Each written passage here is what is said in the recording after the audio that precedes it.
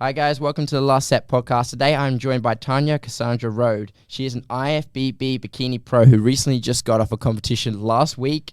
She is the IFBB Omara Classic Overall Bikini Champion 2018.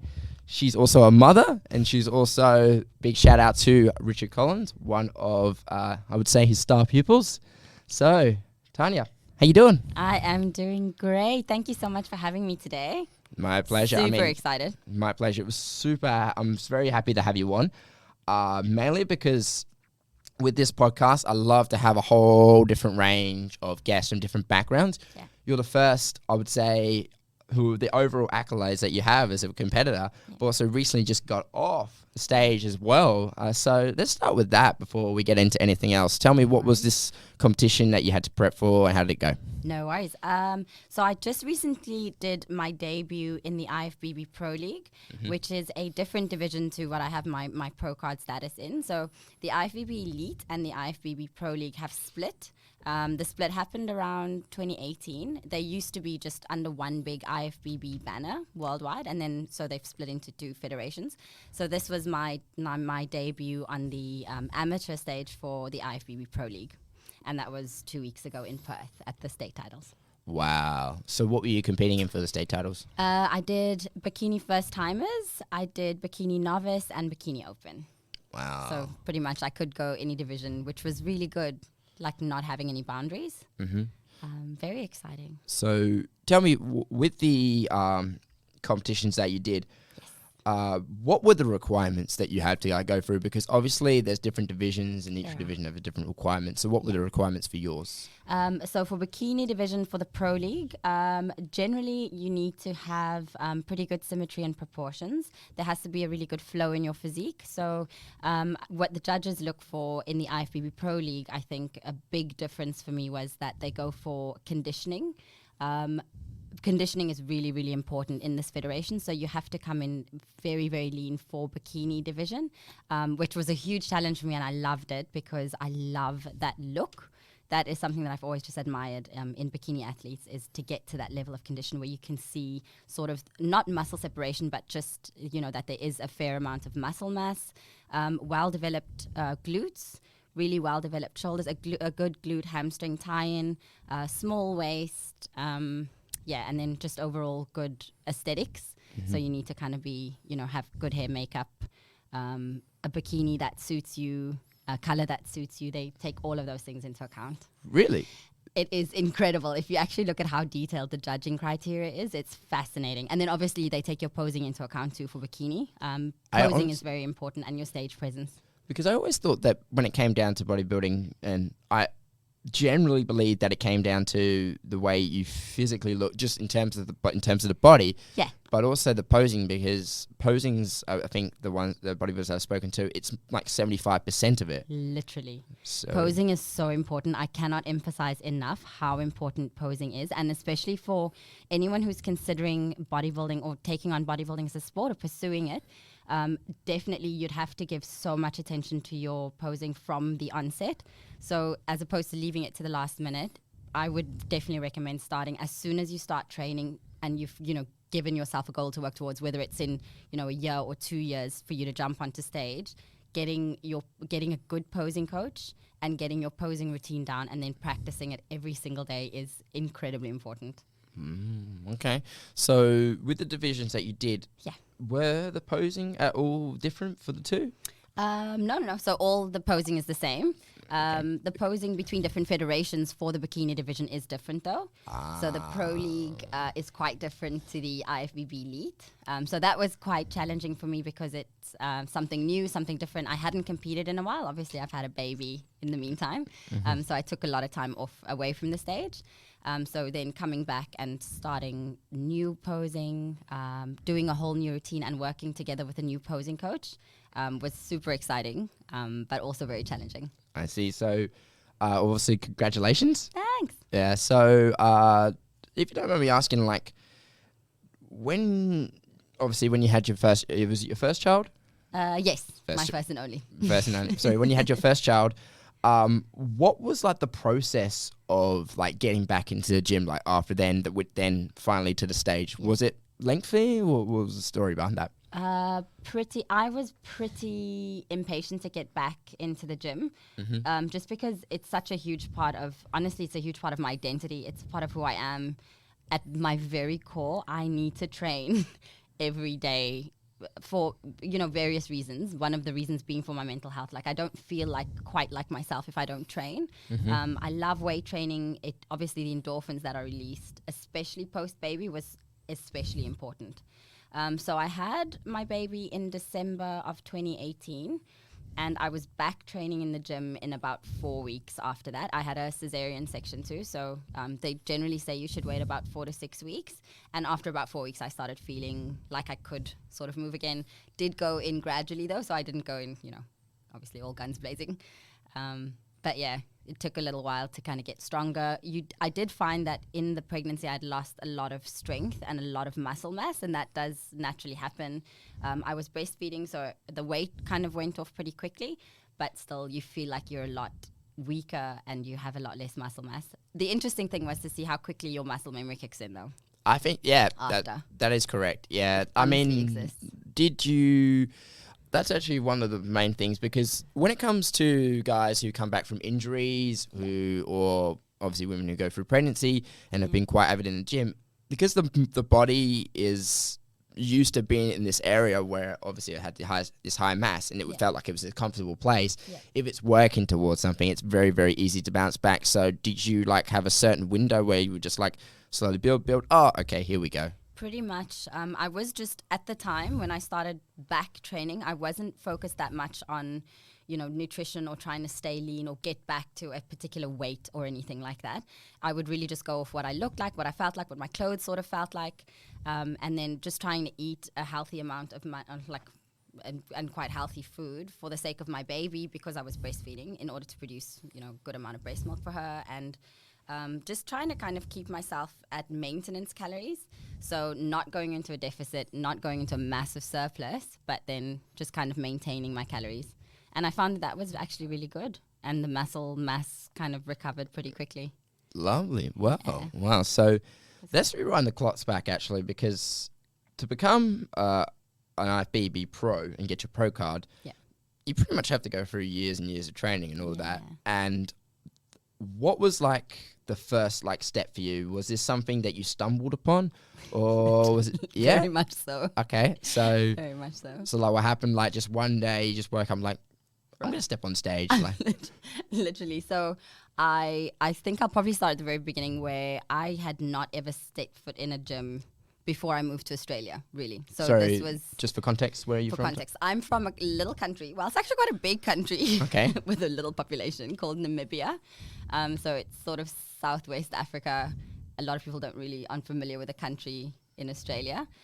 We have a population of 2.2 million people, just sort of southeast of South Africa. So that's where I'm originally from. We moved to Australia in 2012. And I didn't really have the opportunity to get into the workforce straight away, because I didn't have, obviously, a work rights in Australia. So I was waiting on a de facto visa, and my lovely husband got me a gym membership, and just to kind of stay busy when he's away, because he works fly in, fly out. Oh, he's a FIFO worker. He is. He's a FIFO worker. And I just joined one of the big commercial gyms in Perth. And on the very first day that I set foot in there, I saw this girl with these amazing shoulders. And I am a little bit of a creep in the gym. I was just like, man, I just have to talk to this person and be like, where did you get your shoulders from? Can you just help me? And immediately we got to talking about competing. And she asked me, have you ever thought about competing? And I had no idea what competing was. So that's pretty much what sparked my interest. And I started watching Generation Iron. And that's how it starts. That's where everyone starts. Everyone starts with Pumping Iron and Generation Iron. And then started following a bunch of bikini athletes, and I met someone at a party who was a coach, and I thought, well, would she take me on as a client? And the rest is history, really.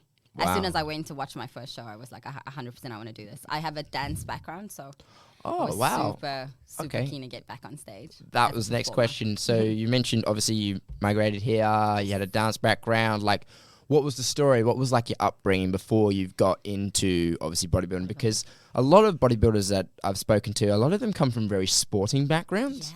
And I'm so envious of those because I don't have that at all. really? So No. let's tell us a little bit about your background. What was it like growing up? I'm sorry, I missed it. Where were you? Namibia. Namibia. Lovely. I will not hold it against you at all. Truth be told, my geography is awful. Most people. So what was the story like growing up in Namibia? So Namibia we're a very culturally diverse place. I was not very sporty growing up at all. I dabbled in a few different types of sports. I have a little bit of gymnastics background, but it was predominantly visual arts that I was into, playing the piano and doing dancing. So I did modern dance, which is kind of just a combination of all different types of dance. And I did that for about 13 years. So I find that actually gave me a really good base and a really good foundation especially in terms of stage presence and in terms of posing, because they are my movements flow a little bit more easily, and I tend to learn choreographies quite easily, which is a huge advantage, I reckon. But then in terms of having the structure for competing in bodybuilding, it's taken such a long time. I was probably about 43 kilos when we moved here. So just a tiny, tiny human, very petite little frame, a small structure genetically. So it's taken a long time and a lot of weight training to try and develop some sort of symmetry, like the big shoulders and the wide back that you generally need to create the illusion of the small waist and the hourglass kind of figure. Yeah. What you're just saying, with the body evolving, that's probably what most bodybuilders love and competitors love about the whole stage process. Yeah. So if you go back in time, like let's say, just for reference, when was your first competition? My first one was 2015. So 7 years. 7 years ago. 7 years. That's a big stretch. That's even better, because when you go through that transformation over the years, you see your body develop. Oh, now my shoulders are wider, Absolutely. my back is thicker, and that's what keeps them going along the way. Yeah. But my also favorite thing, I've always had absolute respect to bodybuilding, is that it's one of those things where what's the bit? It pays attention to every little detail. So when I meet guys who obviously compete or girls who compete, they say it's completely part of their personality. Yeah. And from the public perspective, they don't really understand. They get quite jealous of it because they're always talking about it. Well, it's because they have to pay attention to every single detail. It's like to every gram of protein, to every hour of sleep, to every step. Literally, they're paying attention to every step they take in a single day. And then I always say to people, well, if you're paying that much attention to a goal, if you're paying that much attention to, like, obviously stepping on stage, why can't you transition something like that to, business or to family or to kids? That's the beauty of bodybuilding. I feel like anyone who's trying to achieve any sort of goal in their lives, that would be, for me, a great place to start, would be either make friends with someone who is into bodybuilding, hang around bodybuilders for a little while, or you yourself set yourself that goal and get into some sort of fitness routine, cleaning up your nutrition, and then having, a program that you follow, so a training plan that you follow, train with a PT if you can, train with a coach, work with an online coach if you can, or someone that you can see in person who can kind of help you, A, stay accountable, and B, just kind of track your progress.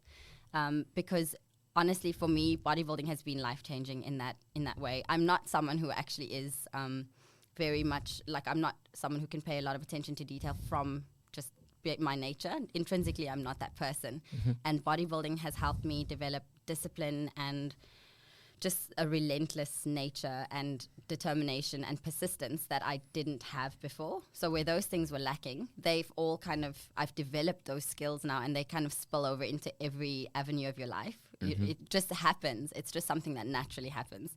So it's inevitable that it will spill over into your professional life. It will spill over into your relationships. It will spill over into, you just find that you are sort of more in control, and you're pushing yourself in all these different spheres more than you usually would. Because that's what the sport of bodybuilding requires.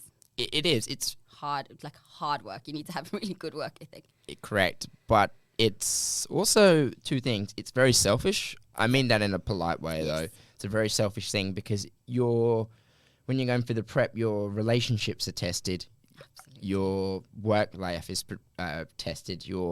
You know, you're not going out with friends on the weekend, so your friendships are tested. Like I have my friend Mark who just went for a competition, and the last 2 weeks he was just tired, he didn't want to work, but he said that he didn't get to see his friends. And I was like, well, then it comes down to, if your friends get behind you and they support you and understand what you're doing, then those are your real friends. But then I told him, if they're just saying, oh, you're selfish, you're this, you're that, those aren't your real friends to begin with. And that's just life hitting you with an absolute slap of reality. Yeah. So that's what I tell. So that's the main thing. So it really, in it also, you find out who you really are, because you can't cheat anything. And you can't. And if you lie to yourself, once you start lying to yourself and you believe those lies, that's when complacency kicks in.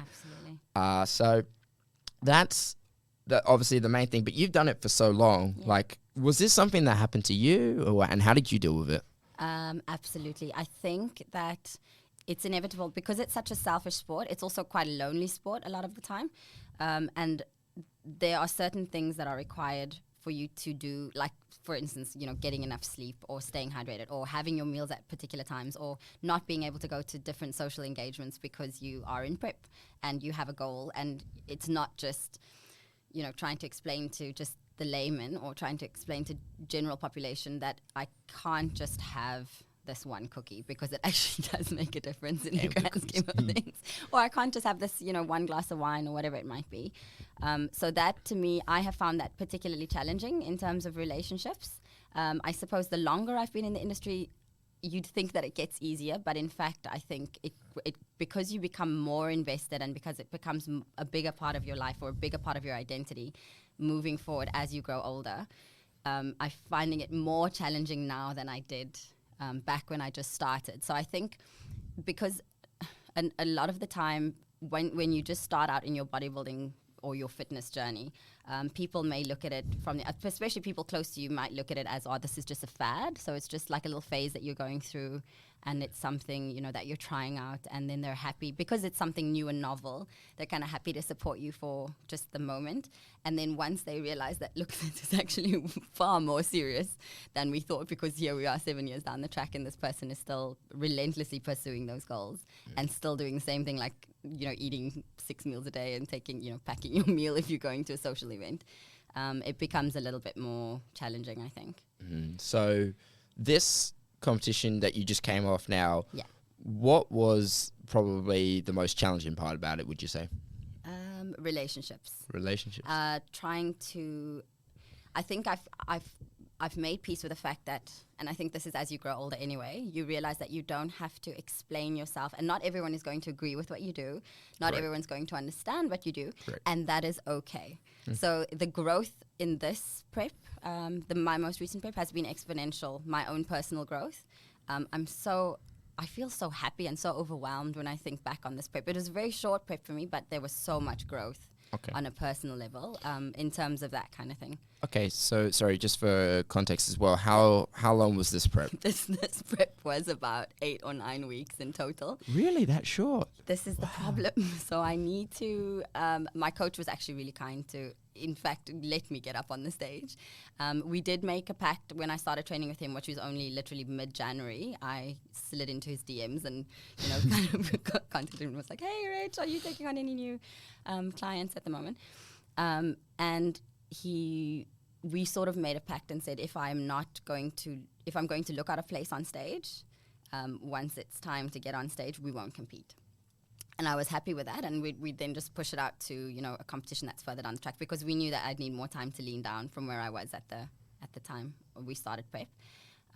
So generally, I need to, moving forward now, we'll do longer preps, so it'll be a much more gradual process for leaning down, so that I can kind of cruise into a show and not kill myself trying to get ready and be ready for a show on time. Because I always thought it was something that has to happen in the long run. Yeah. And that's what throws most people off. Yeah. So obviously 8-9 weeks, that's obviously quite short. But what was your rule of thumb? Like, how many weeks would you normally do? No, so the prep before having a baby, which was 2018, where I won my pro card, was also 8 weeks. That was a shocker, but I think that it depends where your starting point is. So if you're you know, in your building season, you're staying generally quite lean, so that it's really just leaning down, and you've put on quite a bit of muscle mass in your off season, you'll be okay, I think, depending on where you're at. But if you obviously have put on quite a bit of just body fat in addition to muscle mass, you're going to need a lot longer to lean down. And then it's a lot more painful to try and get yourself there, and puts your body and your nervous system under a lot of pressure if you're trying to do it in a shorter period of time. So it's just a smarter thing to just do it over a longer period. It's just a smarter way to work. It's one of those sports where it's a complete marathon, not a sprint. Absolute marathon. It's not like you could just jump on stage next week and No, of course not. No. So what was so what was the process then from when you had your first show to getting your pro card? What is the process you have to go through? Is it like a minimum amount of shows you have to do, or is there a level you have to get to? Like, what is that? There isn't, actually, interestingly enough. My first show was a different federation altogether. So I've done about 3 different federations. I think when you start out in your whole bodybuilding career, it just depends. It's just sort of finding your feet first and finding the federation that suits your physique. That really for me was quite the eye-opener, and also in terms of what you want to achieve in terms of your bodybuilding, like where you see yourself going. For me, once I became familiar with the IFBB and the Olympia, the bikini athletes at the Olympia were really what I aspired to my physique to look like. That's what I aspire towards still. That's my ideal physique in my mind. And also, so it depends. If you're doing a natural, you choose to go the natural route, or you choose to go the enhanced route. It would be, a different way. Ooh, wow.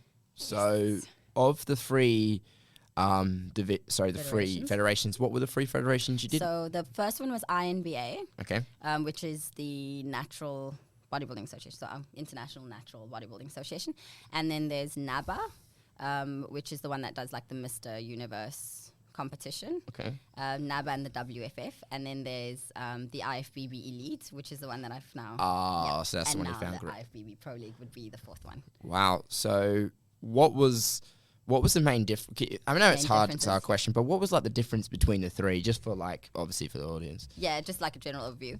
Yeah. INBA and ICN, they are sort of similar in terms of what they look for, in particular in bikini.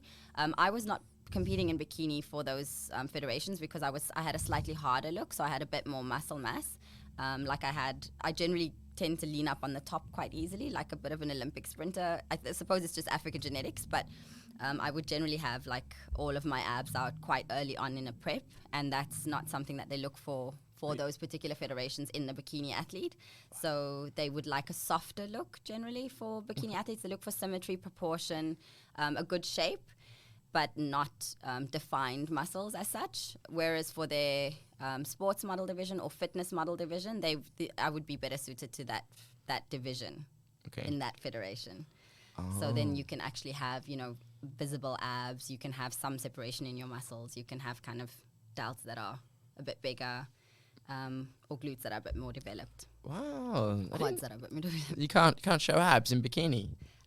It depends on the federation. Oh, okay. Yeah. I was like, wow, because if you're naturally getting that lean, you would expect to get lean everywhere. Yeah, exactly. It's really hard. It's very, very hard to kind of fine tune and to be, especially even for the Pro League, you need to be very, very lean. But for me, when I get extremely lean, I get very shredded on the top and not as much on the bottom. So that genetics play a huge role there. Wow.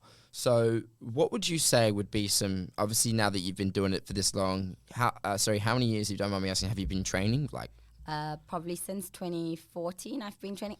I say 2014, but then if I really realistically think about it, and I'd be like, I've been training since. No, I probably didn't train very well. It wasn't real good quality training for at least the first 2 years, until I started training with a coach and a personal trainer. Someone who could actually coach me and show me how to use equipment properly in the gym and fine tune my technique and my form. And then I would actually be able to start recruiting the different muscle groups properly. Before that, I would probably say I was just kind of at the gym. Whereas now I would say I train. And I probably started training seriously 2017. Well, that's still important because one thing I've also been critical of bodybuilding at the time. in order for it to be taken seriously, I feel like there has to be a lot of prerequisites that go into it. Like, it grinds my gears when I see someone who hasn't actually been training seriously for that long, all of a sudden just like go on stage and win. Oh my gosh. Because it waters it down. Yeah. You know what I mean? So based on your perspective, from your experience, what do you feel like are some good general guidelines to go through before you step on stage, or at least start preparing to step on stage? Okay. I would say my first recommendation would definitely be to find a coach and work together with a coach.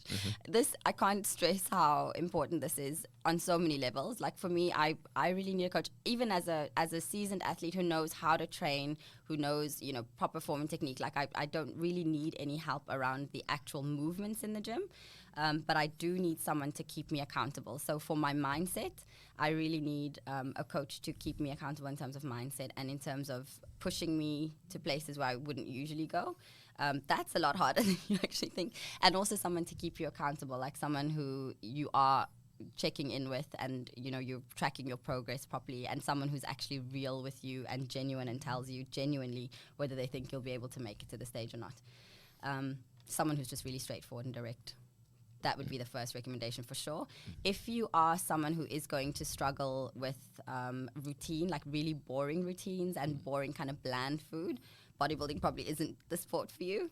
And if you're going to be someone who really struggles with, attending things like social engagements without actually indulging or overindulging in food or alcoholic beverages, you should probably kind of steer clear and maybe find another sport. Fantastic. Yeah. Do you believe there should be a certain amount of years of training, or I know it comes down to the person itself, but do you think a good rule of thumb, let's say for females, do you reckon there should be a certain amount of years of training they should go through first before they should step on stage? I don't think there's any right or wrong answer there. I think I've seen a lot of bikini girls, for instance, who already have a really either good genetics, and so good genetics and talent really, who could probably get ready for a show. They really would just have to lean down, so they could get ready for a show in maybe 16 weeks for their first bodybuilding show. Maybe they've got a dance background too, so they wouldn't really struggle that much with the posing. But then I've also seen, it all depends on where their starting point is. If you have a huge amount of body fat to lose, and the person that you're working with can't really tell how much muscle mass is under all of that, I would probably say it would take a little bit longer. So it just depends. It differs from person to person. I've seen some girls step onto the stage after just doing like a very short prep, maybe 8 weeks, and they haven't trained before, but they might have a track and field background. Correct. Or they may have a gymnastic background, or they might have been swimmers because they've got really good shoulders and, big shape in their back already. And I've seen them literally jump on stage and win everything over athletes who have been training for longer than that. Yeah. So it's just, it's such a subjective sport too. It is. And that's the main thing as well, because first of all, it comes down to the question, do you believe politics has a massive factor in bodybuilding? This is a super controversial question. I know. I'm only asking it from because I never step on stage. I stay away from that stuff, but I always like to ask. Yeah. Because you can never really make a judgment of something unless mainly you've done it yourself, unless you've researched it enough. Yeah. So I take that lightly because. So where am I going with this? Like, when they get on, when people say subjective, people say, oh, he won because he's got those sponsors, or he wins because she wins because she knows the judge, or they want to push her. Not gonna lie, I've definitely heard similar sentiments in different federations. I can't comment on any federation in particular because I honestly haven't seen the actual evidence myself of that kind of thing happening. There have obviously been a few different scenarios where people have said that kind of thing. So, for instance, if there's a clear winner in a particular division, that's pretty obvious even to the general population, where you can see that this person just out-conditioned, has better symmetry, has better stage presence, just looks better overall for that division, and then is beaten by someone who may not meet the criteria, at least the criteria that's out there in public for that division, and then that person wins the entire category, but then also happens to be really good friends with a head judge or something. Like those have happened. There's definitely been sneak a few envelopes backstage. Sneak like, a few envelopes, possibly. 14. Here you go, just a little favor, a favor for a favor. Yeah, there's a few rumors about all of that, but I'm not too sure. I haven't experienced any of it myself. Lovely, yeah. Thankfully. Because with bodybuilding being a subjective, like it's people need to understand you need to do this mainly for yourself, not for the trophies, accolades, anything else. You have to do this for yourself because comparison is a theft of joy. Like I mean, as soon as you start stepping on stage, like I'll never be that big as that person because my shoulders aren't wide enough, or because my my genetics are different, or that person's got brown hair, got blonde hair, whatever. But it has to be in it for yourself. And then I tell people, now you've been training for this long, if you take the first photo you ever did on stage compared to now, and you believe that you look better and you feel better, that's You've already won. Thank you. Yeah, Absolutely true. Yeah. And it's the very important thing to remember in the sport. I'm a very competitive person by nature. I've always been competitive. I've always tried to be a very high achiever in all different spheres, so academically, whatever it might be. So yes, it's difficult because you are in the sport of bodybuilding, you are going to fail many more times than you're actually going to win. So for me, the failures have definitely outweighed the wins. The wins are amazing. When you do win, it's a great feeling. The accolades are great, and it's good because you feel like your hard work is rewarded and it's recognized and it's acknowledged on the difference that you've put yourself on that stage to be judged in the end. But it's so important to remember that your why for competing and what you are trying to achieve, and that for me, literally every time I step on stage, it's just, as long as I've beat my previous physique, I am really, really incredibly happy.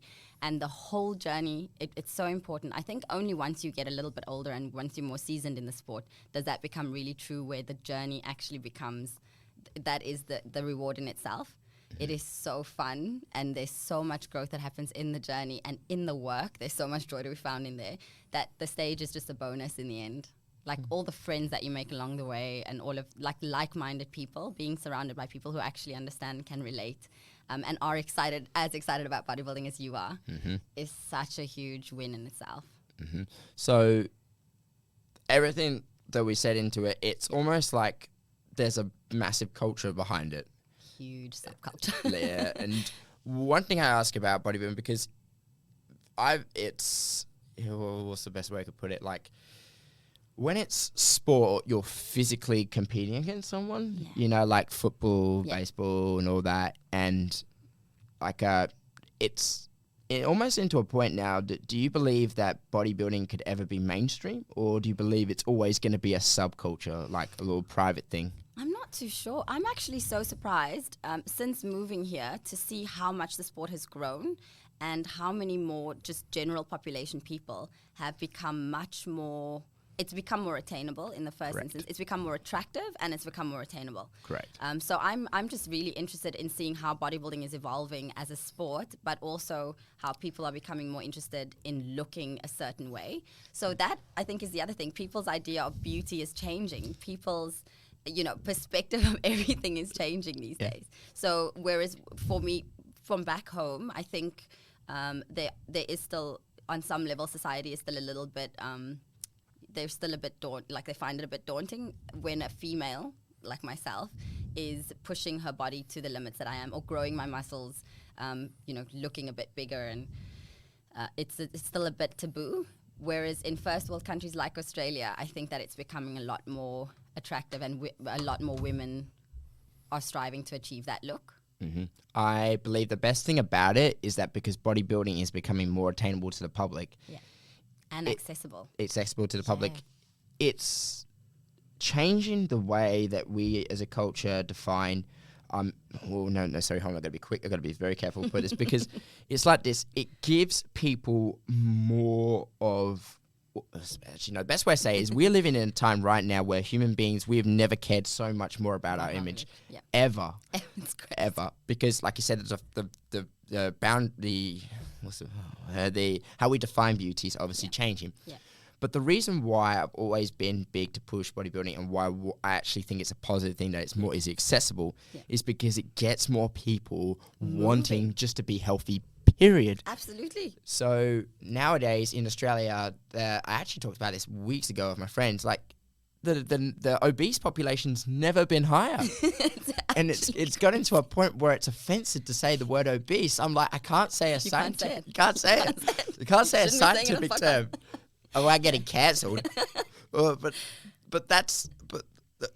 Then again, there's this extreme. The bodybuilding can be in extent to an extreme. You see the Olympia level people, like the mass monsters. You see the girls as well, but you gotta understand it's also easy accessible for local, and it's never been like that before.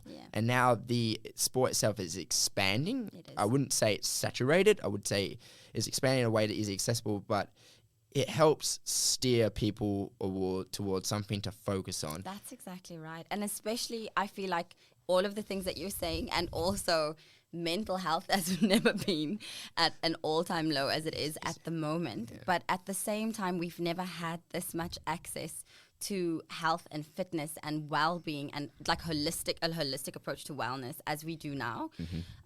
So it's so cheap to join. It's so cheap to join a gym. I swear. Like my previous commercial gym, I think they were charging me like $9.95 a week or something, and there was no cancellation fee. I love him. I mean, I coach at the UFC gym, but I go to one of those gyms. Yeah. Just and because I believe, when you're there 12 hours a day coaching phones all day, you need to kind of have a change of scenery. Yeah, don't shit what you eat. Yeah. So you were saying? Yeah, I think it's really good because I think anything that is, even if it's something as extreme as bodybuilding. If it's something that's getting people moving, if it's something that's getting people to change their habits from habits that aren't so good for them to habits that are good for them, I reckon there's nothing wrong with that. And I'm really actually happy for the evolution, like for more general population people to be joining this sport. There's enough space for all of us. It's not as if, like you're saying, it's not saturated. Yeah. There's not a finite number of competitors that there could be.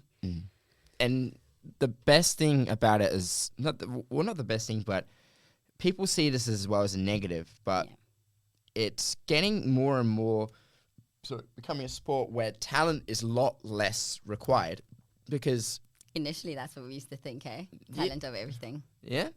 Would you agree? I think, well, there's a quote about that anyway. Hard work will be talent when talent doesn't work hard. Which I think is 100% true. I've seen it happen in the sport over the years so many times. Talent is still important, though. I think that if you naturally don't, if you're someone that's going to be very, very, have a long way to go, I don't think it's impossible, but I think it's going to be a lot harder to get to, like, the bodybuilding level that's required, like level of leanness that's required. Correct. So jump onto the stage. It's not for everyone, literally. That's the thing. But it's not, so it's not for everyone, but the gene pool of the people who can do it is so exceptionally high. Yes. Because it's put it this way, if I were to explain something like basketball, obviously genetics is a big factor. Obviously I'm not 7 foot tall, I don't have giant hands or anything like that. It requires a lot of coordination. Absolutely. But still, regardless of the body shape that I am with a certain amount of training, I can still go and do bodybuilding. And you can still do pretty well. Exactly. And also they've catered for so many different types of physiques and different types of goals with all these different federations that have popped up, that it's much more easily accessible to everyone. Like, you probably wouldn't make it to the NBA, really, but if you worked really, really hard consistently for years and years, and your training and your nutrition and your mindset and all of those things, you probably could get to a pretty high level in bodybuilding. But if not you just NBA. committed to it. Not the NBA. Forget the NBA. Yeah. That's the main part I'm trying to get to. Like, it's not an easy path. It's a very hard path, but it's an easily accessible path. Now, so the next part I had written down, because it's also quite relevant to your background, is, if you don't mind me asking, are you a qualified PT or anything like that? I'm not. Okay. That's okay. I'll give you a little bit of background.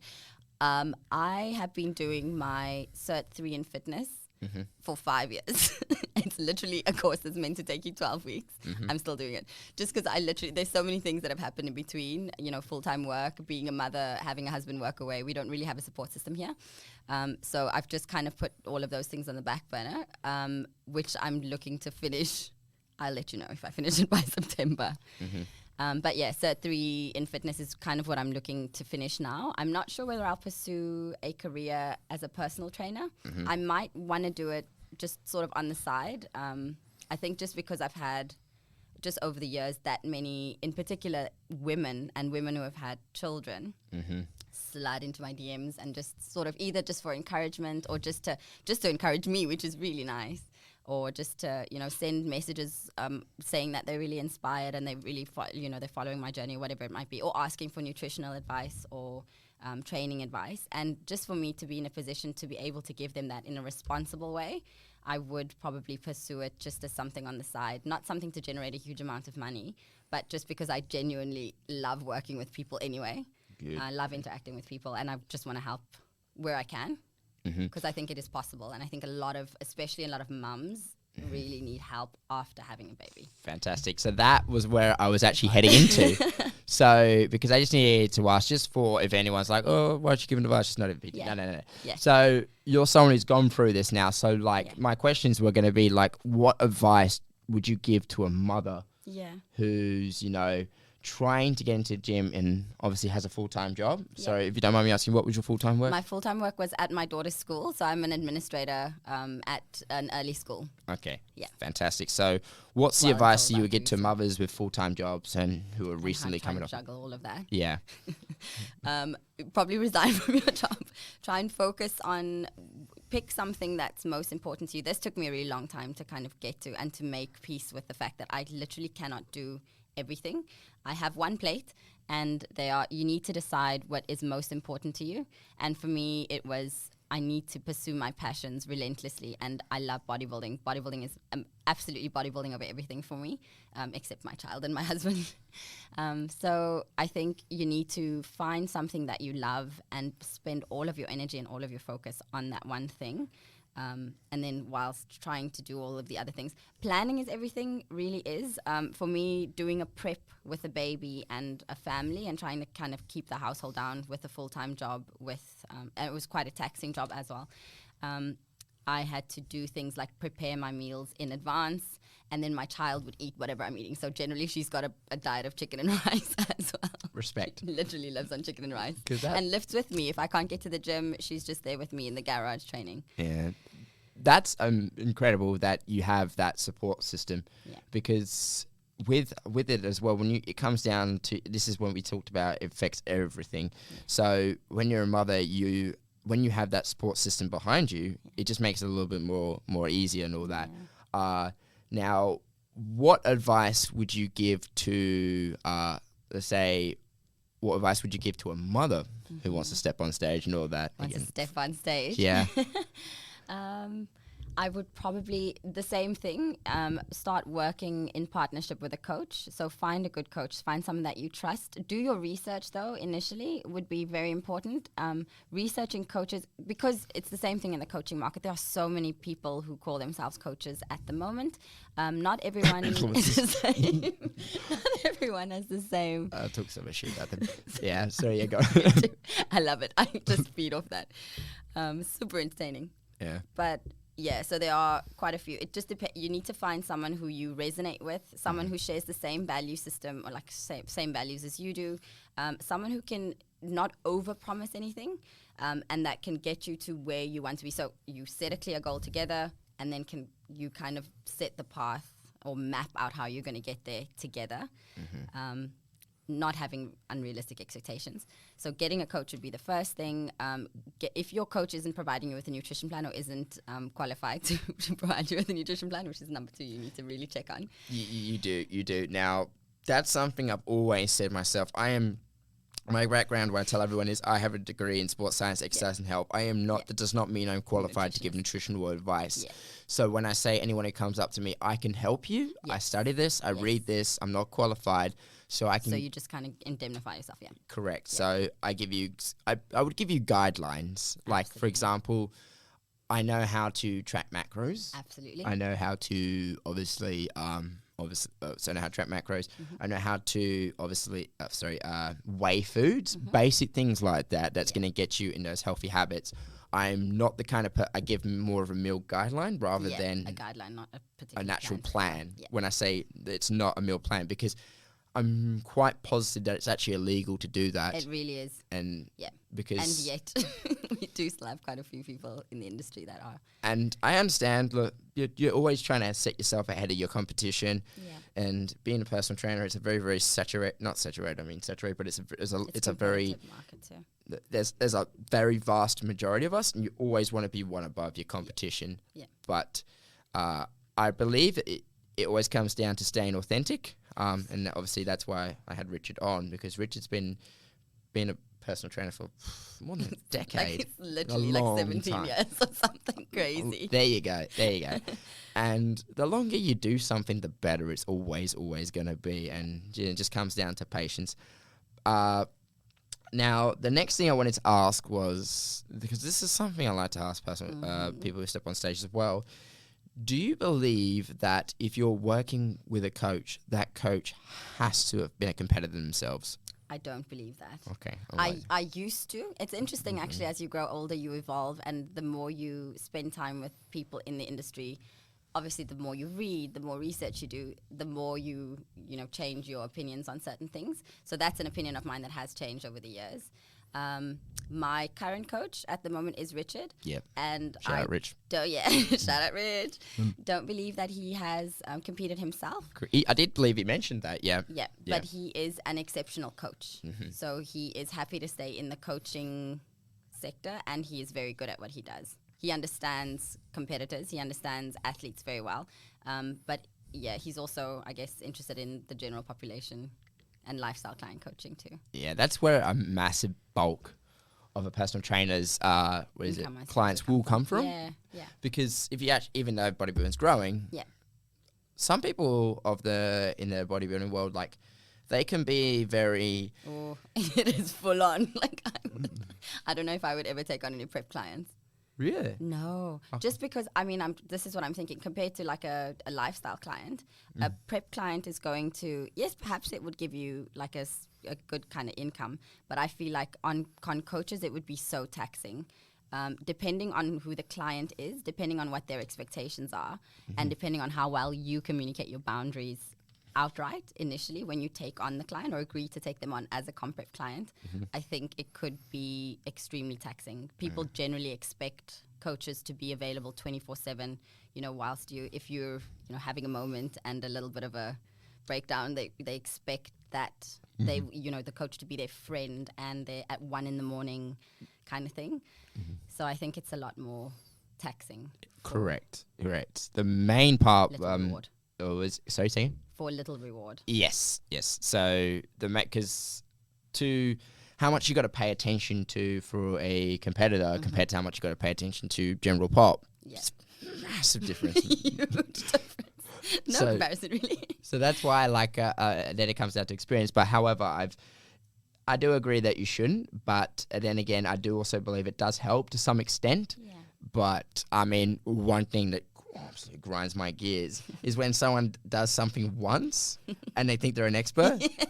Oh God, that's equally bad. That's actually worse. Yeah, that's worse because I do Brazilian Jiu-Jitsu. I'm still a white belt. I tell people, I'll train with you, but I'm not giving you any advice because I don't even know what I'm doing is correct as well. Literally. So that's why I don't.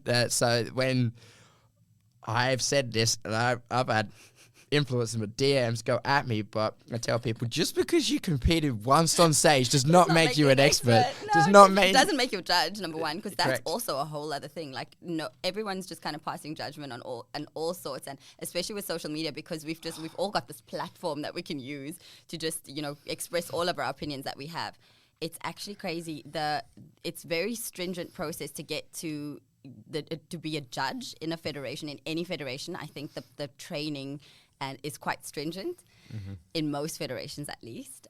You have to jump through like a few hoops to be able to be a judge or to be considered to be a judge. So yeah.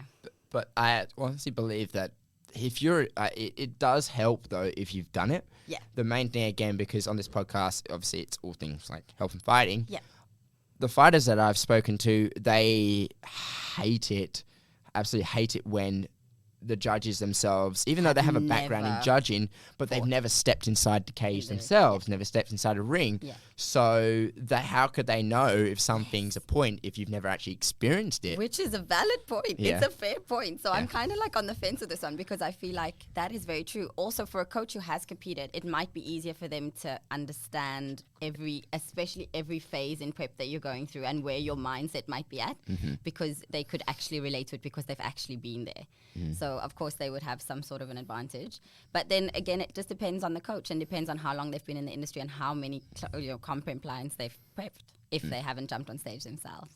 Fantastic. And also that doesn't guarantee, if you've had someone who has previously competed, doesn't necessarily mean that they'll be a good coach. Exactly. That's actually a good point, because It doesn't just transfer. I think I remember skills. Rich mentioned that too afterwards. I mean, it all comes down to communication. Absolutely. You could be absolutely blessed with the best genetics, work ethic, but if you can't string your sentences together to your clients and explain to them what it is you want them to do, that's exactly right. If you can't communicate in a clear, concise way to the client what you want them to do, or what it is that they need to do, or what they need to follow, it's all pointless, really.